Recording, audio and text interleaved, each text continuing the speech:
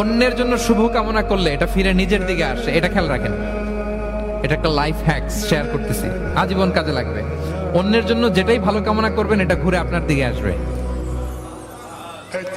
অনেকে বলে হুজুর ওর জন্য দোয়া করে আমার কি লাভ?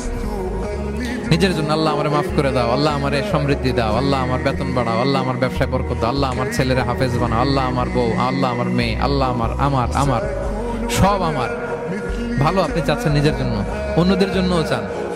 আল্লাহ আমার সব ভাইদেরকে মাফ করো, আল্লাহ আল্লাহ আমার গোটা মুসলিম উম্মাকে তুমি বরকত দাও, কল্যাণ দাও, নেতৃত্বে আসার তৌফিক দাও, আল্লাহ সবাইকে সুস্বাস্থ্য দাও। এটা ফিরে আপনার দিকে আসবে। অন্যের জন্য শুভকামনা বহুগুণ বৃদ্ধি হয়ে নিজের দিকে রিটার্ন করে। বিষ্ণু সাল্লাল্লাহু এটাই বলেছেন, মা মিন আবদিন মুসলিমিন ইয়াদউ লিআখিহি বিযাহরিল গায়বি ইল্লা ক্বালা লাহুল মালাকু ওয়া লাকা বিমিসলিন। কেউ যদি